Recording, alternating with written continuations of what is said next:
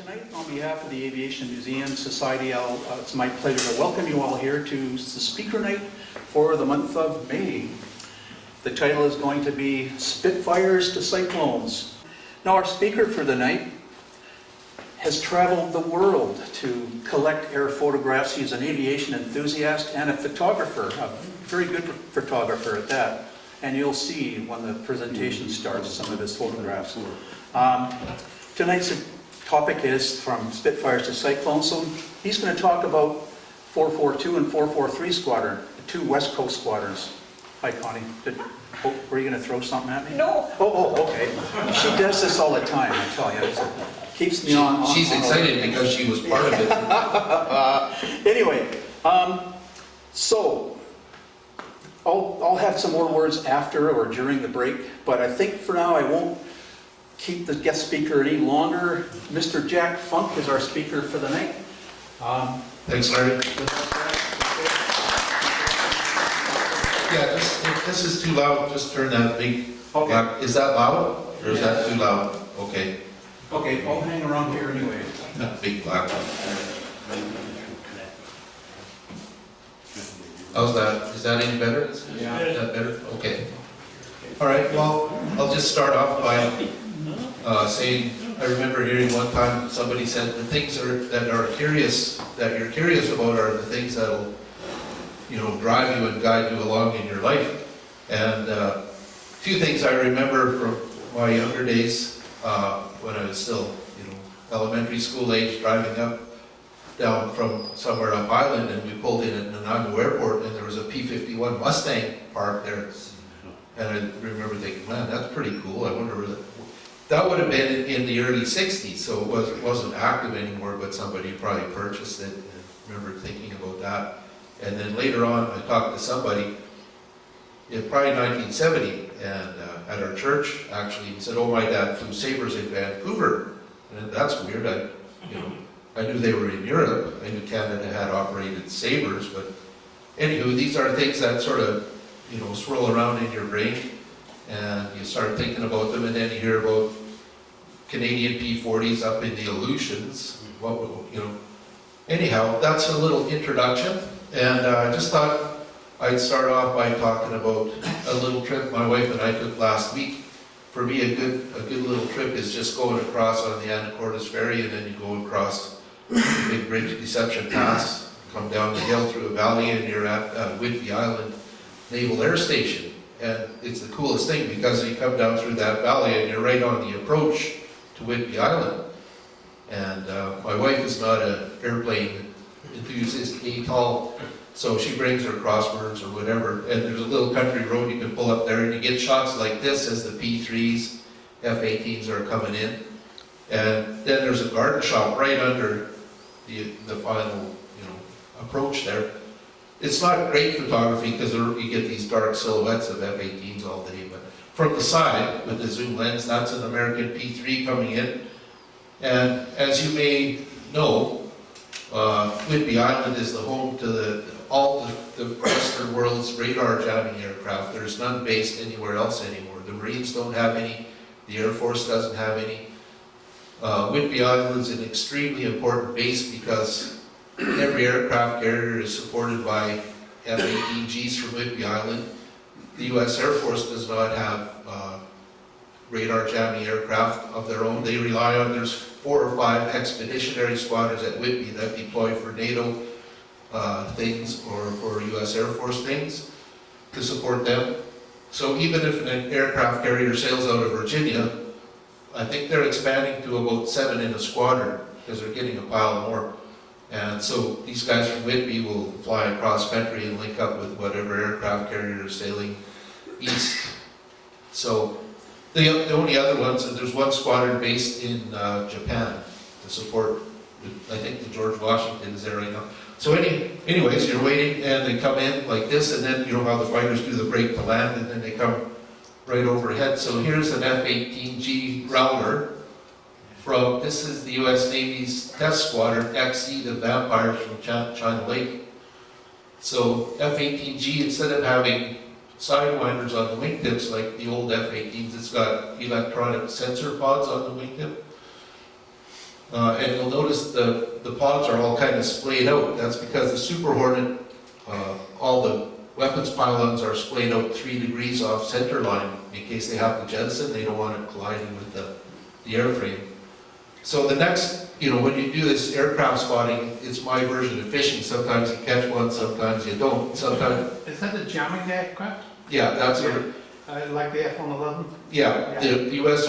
Air Force retired the EF-111s in about 1997 or so. So they've been relying on these Navy. The Navy squadrons are VAQ. So, but this is a test squadron. And compared to the other F-18, I'm going on too long about F-18s, but anyways, there's all kinds of sensors on the airframe, you can't really tell. Like I say, the lights overhead, but this was maybe the big score of the day because this one's carrying the high-speed anti-radiation missile on the outboard pylon there. So it's got the low-band jammer there, the high-band jammer there, and the mid-band, well, I don't know which is the high and the mid-band, but the center line one is usually the low band jammer. And compared to a regular F-18, the Super Hornet has these big diamond-shaped intakes, which gives it stealth, a bit of stealth. It's not really a stealthy aircraft, but it's lower visibility than a legacy Hornet. But you can see it's got these extra little bumps everywhere on there. Anyways, been going on too long about radar jamming. So, and then go across the Mukilteo Ferry to Everett, and you're at Everett where they manufacture Boeings and store 737 Maxes that nobody can fly. This is one of many stored at Everett. You'll just see them clustered here and there, a line of them. And then in behind it is the Dreamlifter that you'll see them flying over here once in a while on a clear day. You'll say, that's a weird looking 747. But they have 4 of those that they bring parts into Everett that they put on the production line for the final product. So this one was there when we arrived, like the next morning, and then there was another one that took off the next day. So we got to see 2 of the fleet of 4 on this trip. And then nothing much flew, just my luck, right? Sometimes you win, sometimes you don't. But this is a brand new 787 for Air Tahiti, and they didn't fly it, but they were doing brake tests, so you'd hear it, oh, they're going to take off, and then also, step on the brakes. So, a little teaser. There's lots of stuff lying around there. And then, as we were leaving, this was a bit of a treat, because if you go on the factory tour, they don't let you take photographs. So I never go on the tour, but as we're leaving to go back to the I-5, I look over and the hangar door is wide open, and I said, holy crap, that's one of the new 777s. I think it's a -9. I forget what they call the new one, but it has foldable wings because the wing is too long to go at most. Does somebody know the correct name of the 777? Anyways, the wingspan is too long for most gates, so they have foldable. At first you think it's winglets. Most aircraft have the sharp winglets. But so I said to my wife, we're going around again, so had to go back to Everett and join up on the highway, and I pulled over on the shoulder and held it. Took about 3 or 4 shots, secret spy shots looking into the hangar of the newest 777. So that was, the big fish, the fish. And then no trip to Everett is complete without going to Paul Allen's magnificent collection. So he now he's passed away, but his trust fund, he's left a 3rd hangar, and by the time we parked, they had been driving these tanks around, so I was trying to find a park. By the time I got there, camera out, they were all parked. So they have all, a lot of World War II vehicles, but also like that's an American M60, and then a Patton tank behind it. The Patton tank, we heard it running, it's a monster. It's not stealthy, if you know what I'm saying. And then German half-track, I forget which Sonderkraft, but that was what their prime mover for our artillery, and then the American white half-track. Everything runs in that collection, or will eventually. And then they just got the Mosquito going, and then they just started working on a Stuka. I thought that was pretty cool. I think it'll be the only flying Stuka. They have a Sturmovik, a Russian Sturmovik as well. And then they had this is the beat up set of wings, and then they had a really nice set of wings, and then I don't know if you're aware of the Ju-87G, the Kanonenvogel, they called it. They use it for shooting up tanks. They have the big cannon pods under the wing. Yeah. Hansgrohe at Trudel used them. They have one of those, so I don't know where they're getting stuff or if they're reverse engineering it, but it's well worth a visit. So that's Paul Allen's collection. Oh, he just got a Thunder Chief, Vietnam. Yeah, the F-105, that's an F-105G, that's a radar jammer. One of the coolest planes from the Viet, very fast at low altitude, nothing could catch it. They still lost about 500 of them in Vietnam. And then across the field is John Sessions' Air Museum. And this DC-3 he's prepping, he's going to fly it at the V-Day celebrations in June. They're going to assemble about 30 or 40 DC-3s and do I think they're even going to do a parachute drop in the Normandy area. And then later in the month, they're going to do a reenactment of the Berlin airlift. So John will be flying that over himself. I wish I had his kind of money. That's the cockpit of the DC-3, and then that's John Sessions' Spitfire Mark 9. I thought I'd throw that in because we'll be talking about Spitfire Mark 9s pretty soon. And he's flown that quite a bit, like at Comox and Abbotsford as well. He flies up, he's got a whole pile of planes, and there he flies them all. And then down to the King County Airfield in downtown Seattle. This is one lot full of 737 Maxes that are not flyable right now. We counted 40, and they wouldn't let us take pictures, but down the road there's a bridge that goes over the river, so we parked the car, walked up the bridge, and took a lot of pictures. So, and there's some I work for Air Canada, so yeah, I guess we won't be seeing those for a little while. They're saying it's probably soft, the Boeing's trying to fix it with software, but I hear rumors that they might have to make a bigger tailplane because the engines are too big and too far forward. So this, don't quote me on it, but the aircraft is not stable enough. And once it gets past the envelope, it's not recoverable. I don't know. And then there's more of them. And this is over at Renton where they manufacture the 737s. They're still, I think they're making about 40 a month, but they're not all Maxes. There's still some new generation ones. But if you look, you can see 737 Maxes parked everywhere. It's quite a place. And this one, they were using to test, like maybe they're testing software, but it's got an Air Canada fin, a rudder on it, so don't know. Mysterious. And then the other, Boeing is going through a bit of a rough time because the U.S. Air Force's tanker is the KC-135 Stratotanker, and they were manufactured in 1957, 58, 59, right? And they're still working them to death, rebuilding them. The aluminum is so, falling apart, so they have to reskin them, re-engine. And the Air Force wanted to get the Airbus 330, which is a bigger, more capable tanker, but you know how the politics and the big company thing. So Did they get rid of the KC-10? they kept them. They attempted to at one point, but they still have. But they only bought 50 of them. Okay. They have about 500 KC-135s because they tank everywhere. So anyways, they finally got the deal going on this 767. They call it a KC-46 Pegasus. And then, it's a 767-200, which has been flying since 1984. And they were having wiring harness problems.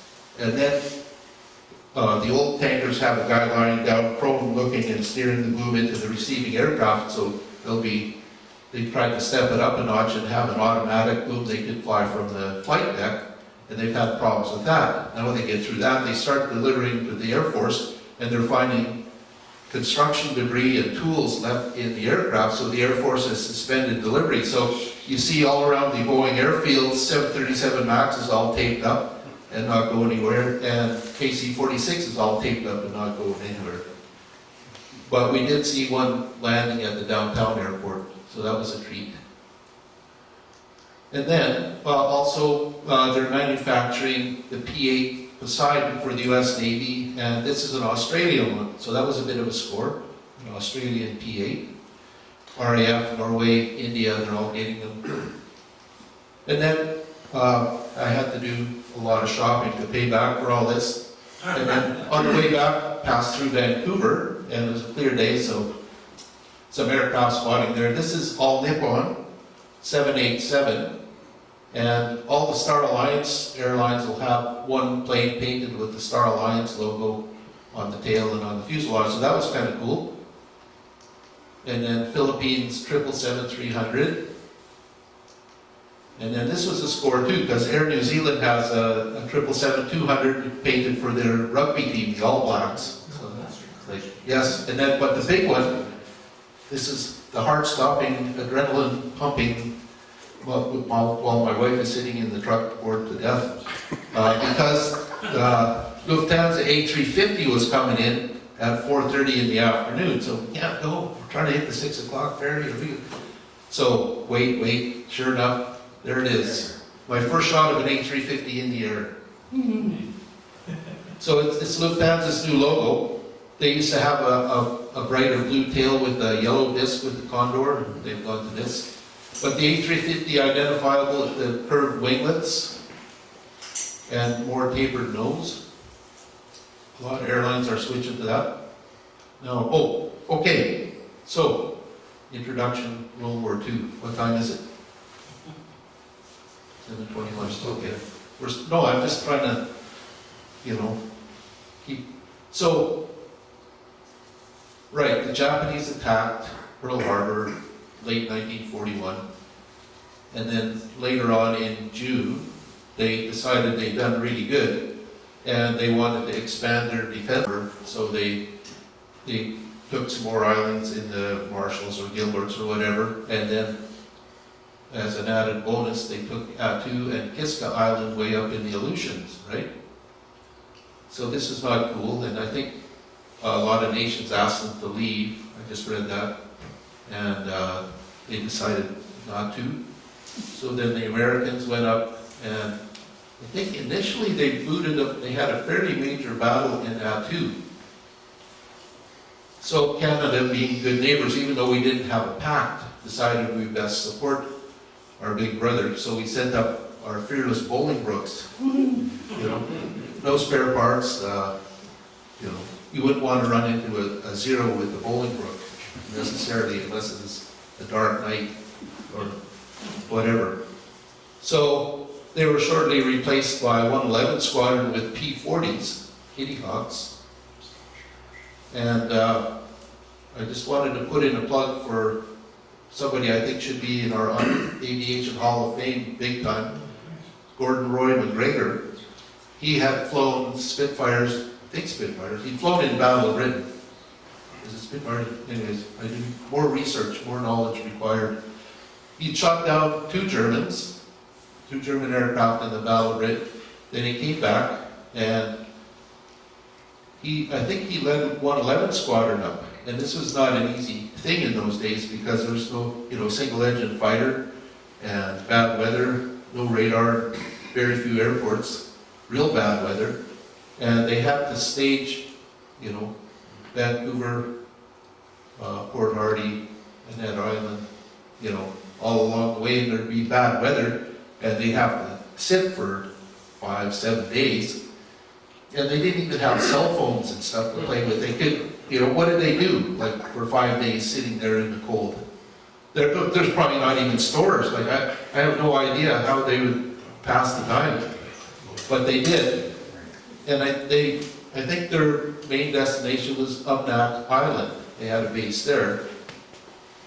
And they thought, hey, we're ready to get to combat with the Japanese, but you can still, it's quite a ways from Umnak to the scene of battle. So they had another base up there that they forward operated out initially in conjunction with the Americans, but it's a long ways for single engine fighters over inhospitable terrain. Anyways, Roy McGregor did that, Battle of Britain, those guys, and then 14 Squadron formed because the government realized we're kind of vulnerable. All of a sudden, modern air power is more mobile than ever before. You can have a carrier task group off, Vancouver Island in no time, and what are we going to do, right? So they sent more P-40s out.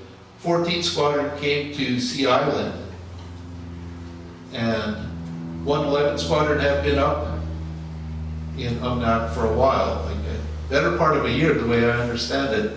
And they thought, well, there wasn't a lot of fighting through that first winter, and then in the spring they were going to resume and drive the Japs completely out. So they sent up another squadron, 14th Squadron, to join 111th Squadron.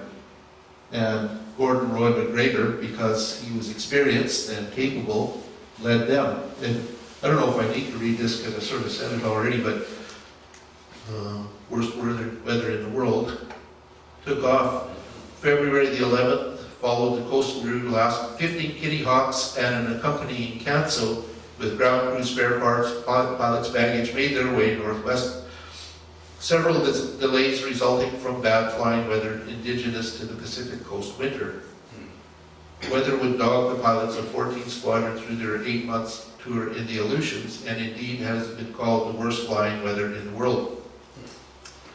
The earlier squadron lost, I think 5 flew into the side of the mountain, lost, and yeah. First day they made it as far as Port Hardy. There they remained for several days weathered in. On the 15th, they made their way to Annette Island, at the southern extremity of the Panhandle. Bad weather again for 8 days without a break, either heavy rain or mists or low ceilings over Annette Island or the next destination. Finally, the skies cleared. They went over Annette to Yakutat, some 450 miles northwest. On arrival, the pilots discovered that the airfield at Yakutat was completely socked in. After some uneasy orbiting of a further 80 miles to the northwest, they landed at Tagat. Oh, that is a different place. Uncomfortably low on fuel. It was an emergency strip only, limited in fuel and oil. The cancel was called on to ferry in necessary supplies. A few days later, the Kitty Hawks departed Yakutaka, and after an interesting flight over coastal mountains, arrived at Elmendorf just outside.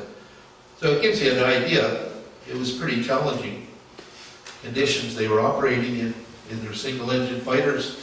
I can't imagine, but they did well. You know, I think this is, maybe somebody could even explain this. I think that was their logo. I think it's fly, fight, live and die, or something like that. Does anybody know about that? Anyhow, that's what they looked like in 1942.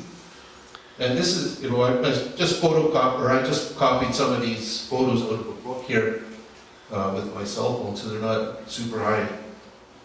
But this is the type, super high quality. This is the type of accommodation, like a Quonset hut buried into the mud.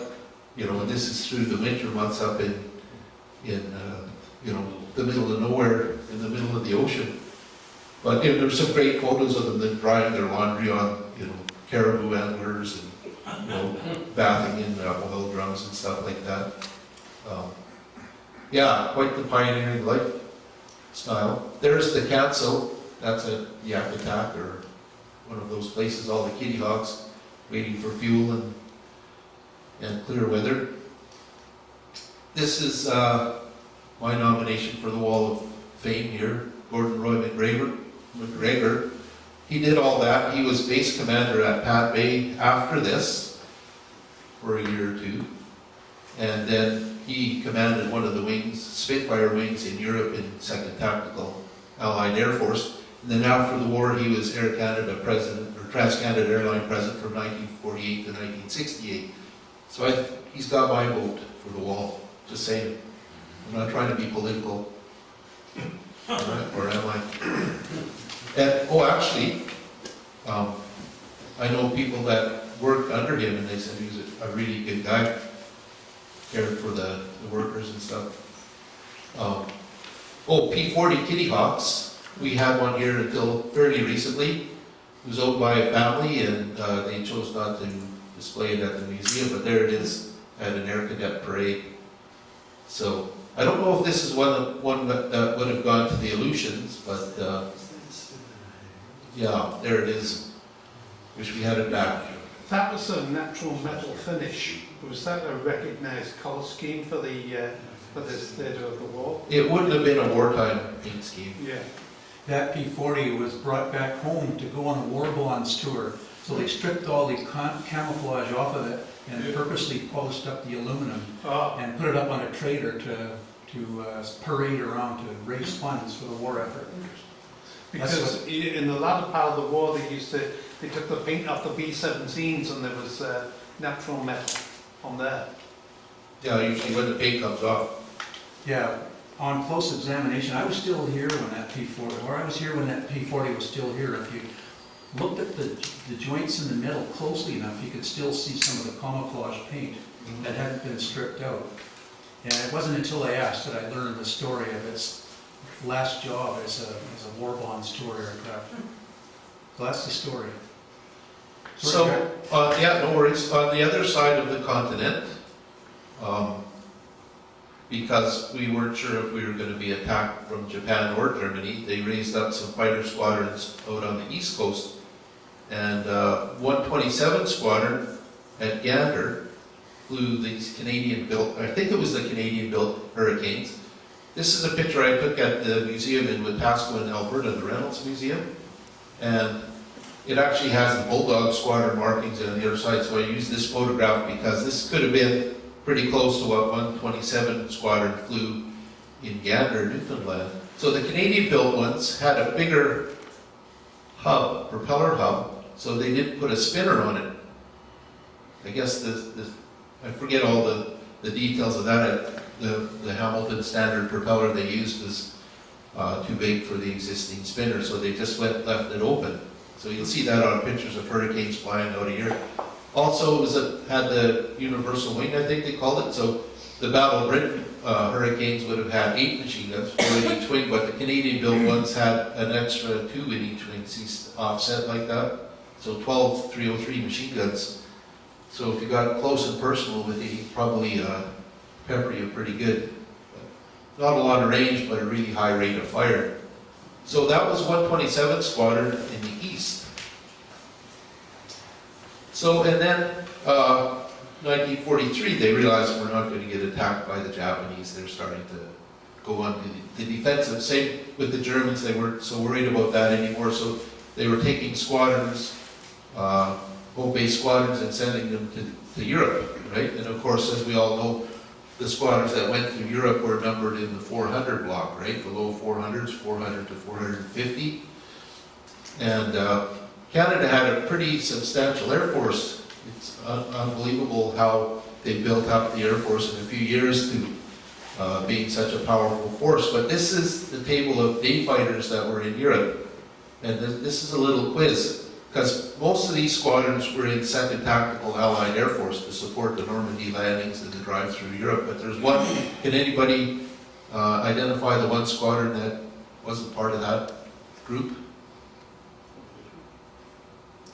I usually watch Jeopardy this time of day, so this isn't stuff. Give up? 442. No, not 442. 417. Who said that? Oh, you get a prize. Did he have a bag of cookies or something? I'll pay for it later. Yeah, so 417, okay, wise guy, what did they do then? They were in the UK. No, their others were in the UK.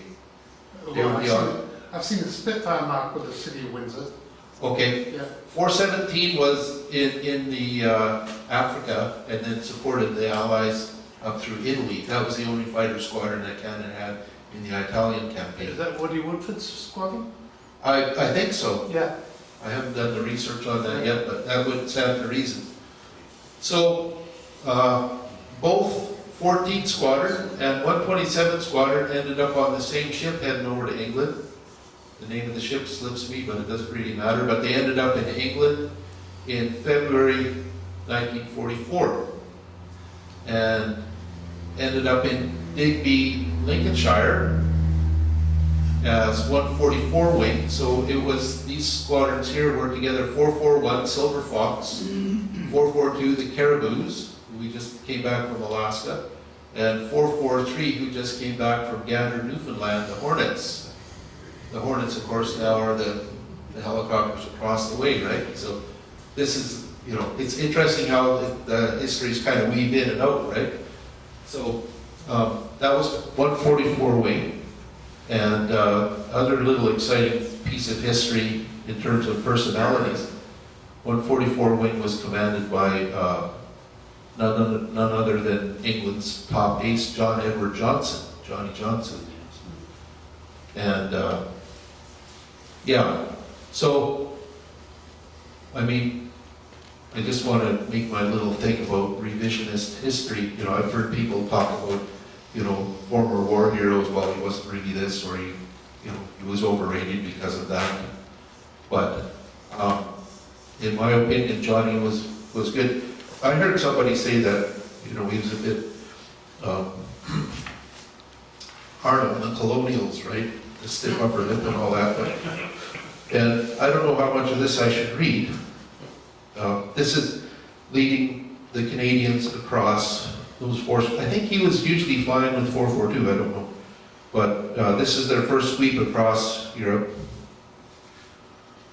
So I won't do the whole thing, we don't probably have enough time, but Grey Cap to Wing, they had a really good ground controller in England, they were calling Grey Cap to Wing. 20 plus hunts below from 12 to 3 o'clock, said I'm taking, and this was, they were debating, Johnny Johnson came in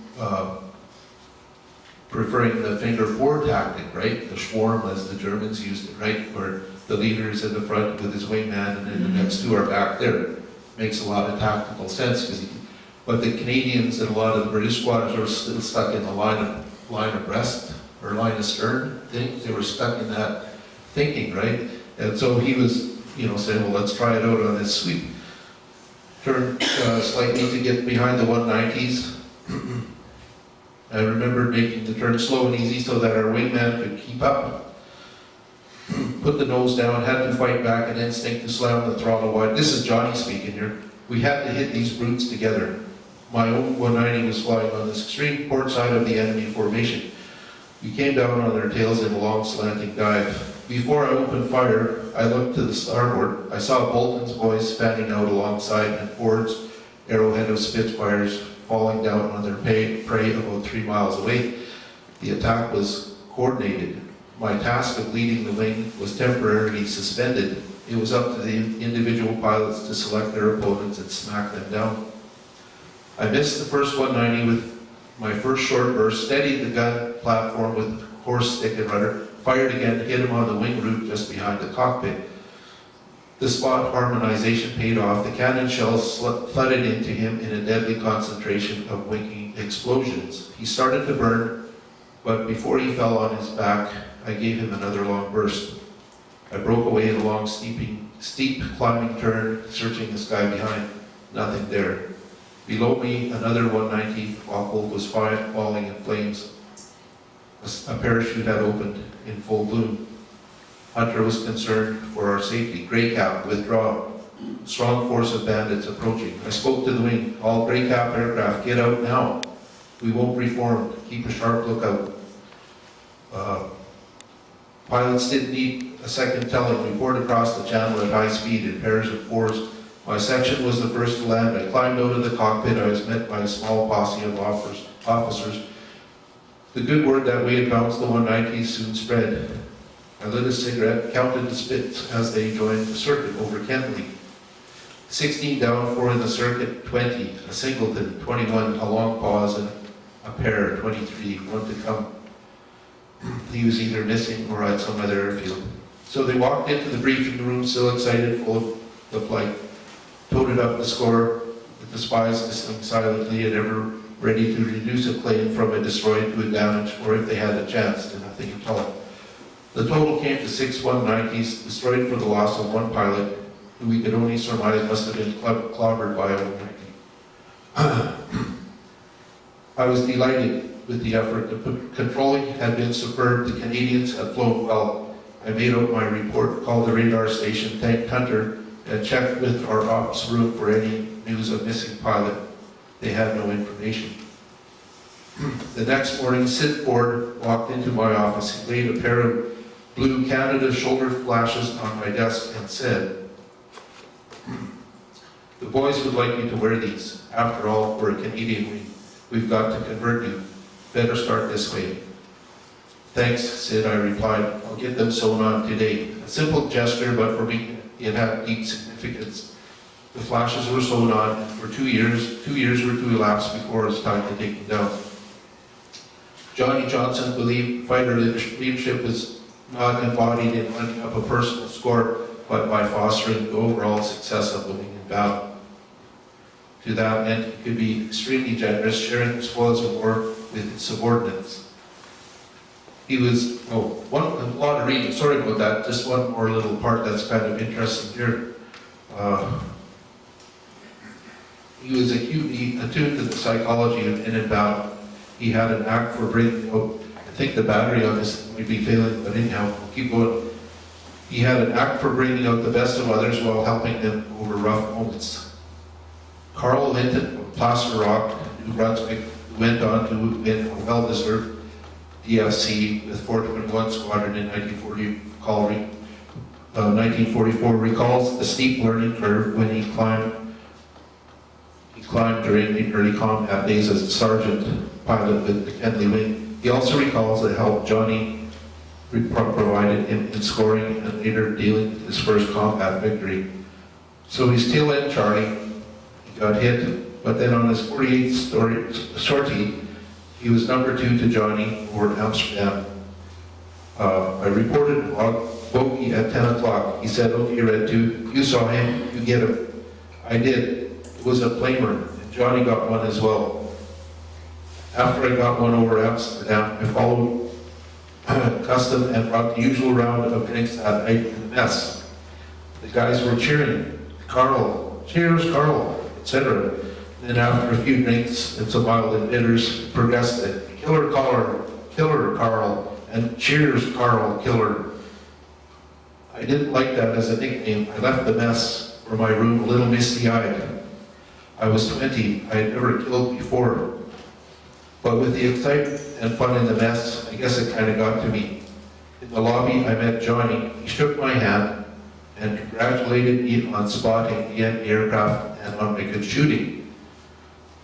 He must, however, see a tear in my eye, so he called me aside and talked with me a few minutes. He cheered me up a bit. He said, "Come back to the mess in half an hour and join the crowd. It won't be called that again."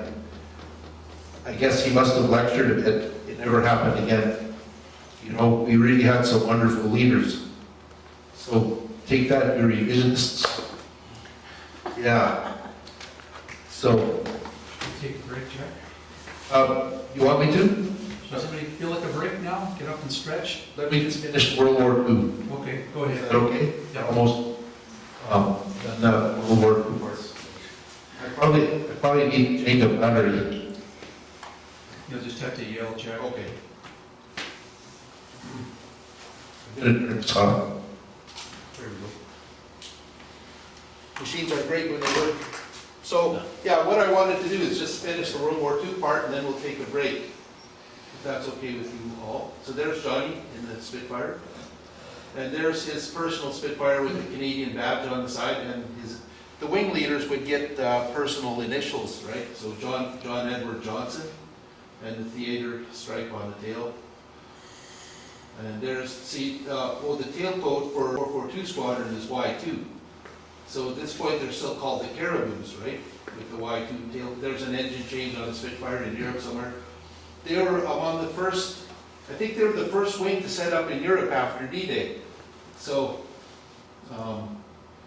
Digby is where they were. Ford is where they operated over D-Day. And then they set up at St. Croix-sur-Mer, I think within about 5 days of the D-Day invasion, right? Because they had that pierced steel matting, they would just bulldoze a field, lay that stuff on, and boom, close to the forward edge of battle, right? And then this kind of follows 442 Squadron, or the wing actually, all the bases as we know, the Canadian troops got the wonderful job of clearing the Channel ports and into Holland, while the Americans went down the comfortable, cozy south route. Hope I haven't said anything wrong. So we had these bases up in the north part there. And this is towards the end, as the war drew to a close, 442 actually got P-51 Mustangs. So this is in Ottawa at the Air Museum, the National Connection in Ottawa, collection in Ottawa with the Y2 code.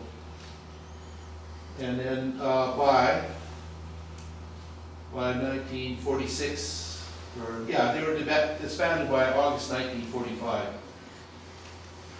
And then here's, this is like Gesundheit, this is like our Spitfire we have out in the museum. Oh, these are Spit Mark 16s. So there's the Hornet badge, 443 Squadron, and it's, 442 has Y2, 443 has 21 squadron code. So this would be the, what letter is B in the alphabet, 20 or something. So that would be the 20th aircraft in 443 Squadron. What I would like to see with our Spitfire, see how the spinner is black and it's got the Hornet stripes on it. One day I'll come in here and paint them on myself. Maybe. Anywho.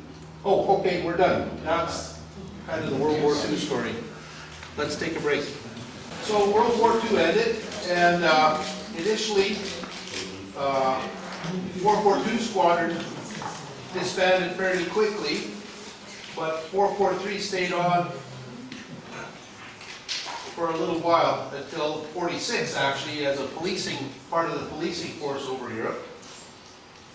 And then in the early 40s, or late 40s, the government decided to get reserve squadrons up and running again. And 442 was resurrected at Sea Island as a reserve squadron. And they were going to fly Vampires, but when the war ended, of course, all the pilots leave and forget about it, and all the planes get scrapped, you know, millions of planes getting scrapped and whatever. And so it took them a while to get enough pilots. And so for the first little while, they just had a group of about 7 Harvards they flew, and then said, as soon as we get enough pilots, we're going to get Vampires. So eventually, 442 Squadron got de Havilland Vampires. And Sandy Peel, who works here, he's the eBay coordinator, he had the opportunity to fly them, but he said he opted not to because he was afraid to eject because of that. The tail, if he had to bail out, then he would get sliced by the tail between the booms, right? Because they didn't have ejection seat in those early jets. That's a little story from that. I think they were made of plywood, like the other de Havilland products. So 442, and then they had been called Caribou, and then now all of a sudden they have this bat face on their Vampires. This is up at Wetaskiwin, Reynolds Museum in Wetaskiwin, Alberta. Monophoto. And then eventually 443 Squadron was resurrected at Sea Island as well, a bit later, September of 51. And for a while, 442 and 443 flew both Mustangs and Vampires. So this is the call letter for the resurrected 443 Squadron bug, whereas the Vampire is SL. You can't see it on that shot. That's not my own photograph, by the way, just thought I'd mention that. Then here, this is kind of an interesting little thing, because 442 in World War II, the Caribou Squadron, so this is the patch they would have worn in the Second World War. And then when they first started up in Vancouver, I guess they went with the bat motif. And then parallel, 442 Squadron at Sea Island in Vancouver, there was 121 communications flight and 123 search and rescue flight. So they had a real eclectic mix of aircraft there. They even had those Huts, I don't know if you remember from World War II, they had some of those old Hudson bombers that could drop a dinghy, you know, like a 20-man dinghy to survivors in the ocean, carried it under the belly. They had Dakotas, target tugs, Expeditors, Norsemen. They had quite a mix of aircraft there in 121 flight. Wasn't a squadron. So this is what's kind of confusing, because you hear, well, this was in Vancouver and this was called that, and it doesn't make sense until you kind of figure it through a little bit. They even had a couple, this would be a cool marking if we were to do something different on our Lancaster, because it's got this big yellow band. I just took these pictures with my cell phone, but big orange band around the fuselage, search and rescue. That was part of 123 flight, I think. And then, so eventually, they decided it was too much for them. They're having a lot of crashes between, you know, with 2 squadrons flying 2 types of aircraft. So, in 1954, 442 flew Vampires, and 443 went to Mustang, so they separated the two aircraft types. And then by 1956, they were converting to Sabre Mark Vs. So, yeah, I didn't have any luck finding really good clear shots of Sabre Mark Vs left, but there's one that I photoed out of my book, landing with Air Canada Vanguard, or is that, no, that's a North Star back there, I think, at the south, what is now we call the South Terminal, right, in Vancouver. And this is the two later tail codes, I guess that would be 442 SL, and then PF would be 442, flying over the mountains on the North Shore of Vancouver. Apologize, it's not a high quality photo, but, and then they took on, somewhere in there, I'm not sure exactly when, but they changed their name, Caribou, Vampire, City of Vancouver Squadron, and they took on this Nootka snake thing. And you know, if you see a buffalo land here, you'll see that on the tail.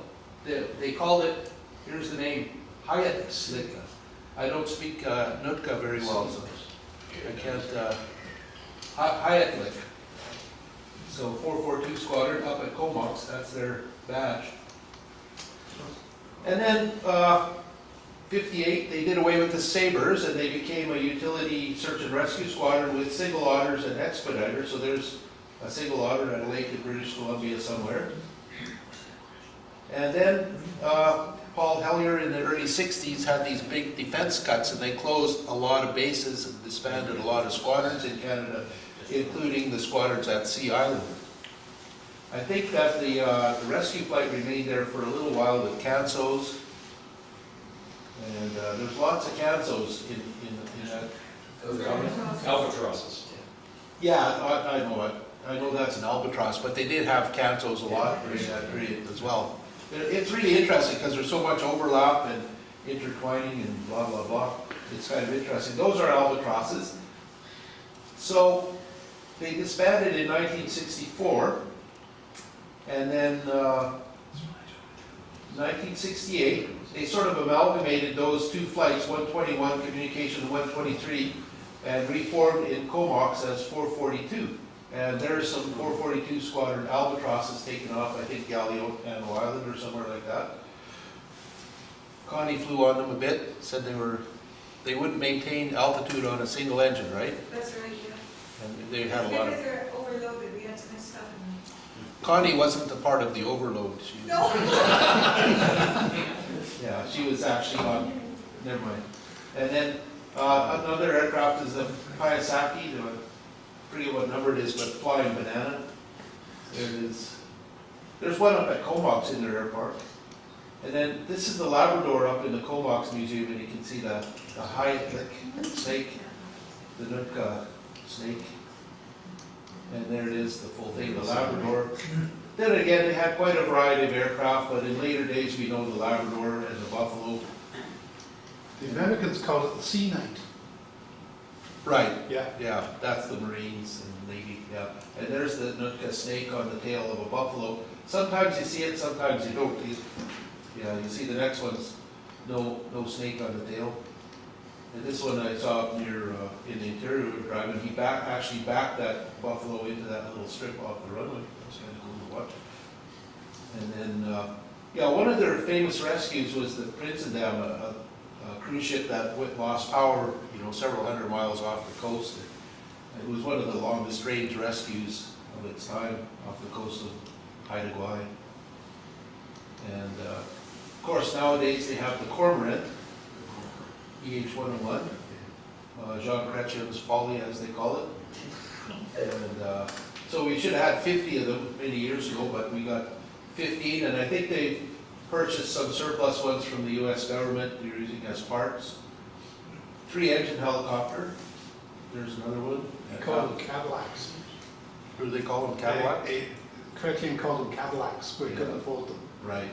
He could afford a few things for himself, though.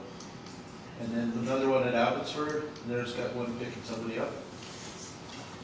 And then our local squadron, 443, they disbanded there in 1964 as well. And then a few years later, when they got the Sea Kings up and running, 443 squadron became a Sea King squadron out in Shearwater. by 1989, they had relocated out to Pat Bay to support our local Navy operations. So this is a picture I took just off Albert Head last September. They were circling around, dropping divers and picking them up. It was kind of fun to watch. And this is the, you probably saw this around here this fall, because this is the one in the commemorative paint job with the original, with the high-vis roundel and the red number 17. It was flying around here quite a bit. I finally got a few shots of it. There it is at the disbandment ceremony. I don't know if any of you saw that. It was kind of a cold, rainy day, but A retro paint job, eh? yeah. And then at the end, the three of them taxied in and came right up to the hangar. It was pretty impressive. And they are being replaced now by the Sikorsky 92, and we're calling it the Cyclone. It's a pretty powerful helicopter with a lot of modern systems, but Canada is the only operator of the military version. So we're stuck with all the upgrades and mods ourselves, so this is a real Cadillac in my opinion. Is the fuselage made in Canada or is it an imported? No, it's all Sikorsky, Connecticut. Good. But the systems are all developed cooperating with Sikorsky, so it's great. You know, it's like many things on paper, it's great, but they're delivered, I understand, in good flying condition, but they're not capable of using armament for another little while. This one has special 100 markings, I'm not sure what that is, and a colorful marking on the tail. Those pontoons, does that make it floatable? It helps. They have the bags, inflatable bags that will deploy. Well, one advantage, the Sea King has the radar over the fuselage, right? That's the radar. So I was talking to somebody over there, and they said, as it sweeps, it's blocked out by the fuselage forward and maybe aft too. Whereas the Cyclone has the radar underneath, right? So it gives you full 360-degree coverage, right? So that's one good thing. And all like the forward-looking infrared is all built in, and electronic sensor, you know, it's all built in. Whereas with the Sea King, everything was added, you know, bolted on, all that kind of stuff. So I'm not sure how they're doing with it. I need an update, but there's one flying at the Abbotsford Air Show. That might be the end. Oh, yeah, I guess that's the end. Was that designed for the frigates? Was that designed to fit the frigates? I think that they're modifying the frigates to accommodate the helicopter. I think that's, because one thing, yeah, I don't know if you know, in Canada, they developed the bear trap hull down system. So in high seas, you know, it's really hard to land, so they drop the cable, and then the cable hoist. Right. So they've had to put a different bear trap on the frigates and some modifications like that. So, well, that's all that I have prepared. Are there any other questions for Jack before we close it down? No? I can say that the new Cyclone fits in the frigates with 6 inches to spare. How many? That much. Oh, wow. Yes. I think it was part of the design modification. Oh, yeah, With the tail rotor was folded. right, yeah. Okay, thanks, Jack. Yeah. Hold on, just hold on. Question at the back, sir? Do you have any information on the F-35 program? Are we still in that or what? I believe there's still about 50 Canadian companies involved in producing for it, Right. but politically it's a hot tomato because our government doesn't know anything or care about defense, right? But a lot of countries are getting them. The cost is coming down, and as the production run increases, they're working out the technical things, right? Down to $100 million a copy. Yeah, with 90 I've heard, 90 on the F-35, but could try and buy a Eurofighter Tornado, Typhoon I should say. That's going to cost you, and it depends on how they cost them. Does it come with training and support and supplies? And then the Rafale, the French Rafale is really expensive. Like I'm thinking, like India was going to buy a whole rack of them, but they backed out of it. They still bought a small batch, but they decided not to produce the whole thing because of cost. Talking about the F-35? That's the question was, yeah. Either this morning's or yesterday's National Post, I can't remember which, I read them both, has an outstanding article all about the F-35 and other airplanes and that. So if you get a hold of that and read the editorial page, It's really, and it of course disparages the government and all that, what a fiasco this has been. It's a really good article covering the F-35. Well, when Peter McKay was the defense guy, he said there's no point in having a competition because it's the only plane that'll do all the jobs as well. It's so far ahead of its time. And then, but Harper didn't sign the contract. And then we got into the elections and Michael Ignatieff did everything, what's it gonna cost to scrap these things in 40 years? It's gonna cost us $1 trillion each, trumping up all these weird, no pun on Trump, but making up all these stupid figures that are, how much, now, I remember I worked in Air Canada Cargo when we got the F-18s up in Cold Lake. I was working in Edmonton and we were always shipping spare parts to Cold Lake. And they're saying, oh, the vertical tails are fatiguing and they don't work and they're $25 million each. What a waste of taxpayer, But eventually you get the bugs. Now we love our F-18s. We want to buy spare parts from the Australians who are getting F-35s. Yeah. I just read an article from the Australian defense chief and he says nobody in Australia wants to go back to the Hornet or they have Super Hornets in Australia. Everybody's looking, F-35 is the future. It's got the, but it's to compare with the Avro Arrow, that's what killed the Avro Arrow. We were going to try and produce this very sophisticated aircraft with a very limited production run and a very small budget. Doesn't work. In the States, the U.S. Air Force wanted to have 1,700 of them, but they wanted that in service by now, right? So, but they keep cutting the budget, and so, it's impossible to have a good program, and they're always, It's the variants of the F-35 though. You've got the Marines and you've got the Air Force. yeah, and the Navy. Different type of F-35. Yeah, there's 3 different versions of the F-35. But it's only the F-35A that would be pertinent to Canada. So Italy, Israel, Japan, Norway, Britain, Netherlands. Netherlands, Australia, all have them in service, right? The Italians are being stupid about it. Their new government, they're saying they're going to slow it down to producing like 2. Okie dokie. Any more questions for Jack? No. A couple of questions. Yes. Which Canadian squadron did Douglas Bader lead in the Battle of Britain? Oh, in Douglas Bader. 242. 242 squadron. Squadron. Was it 242? 242 squadron. in 242. Hurricanes. My uncle Roland flew with Douglas Bader. He was from Winnipeg. And I got to meet him before he passed away, and it was quite a delightful conversation I had with him actually about aircraft. But anyway, it was 242. Anyway, so Can I just put in my final plug for Sure, plug away. Gordon? If you get a chance to talk to anybody from the management, suggest Gordon Roy McGregor for our Wall of Fame, because I think that's some pretty heroic and significant things he did on the West Coast in World War II, and he was the base commander at Pat Bay. I'll pass that forward. Pass it. Well, I have a plug-in for him. Okay, perfect. All right, thank you very much. Thank you. As is the custom of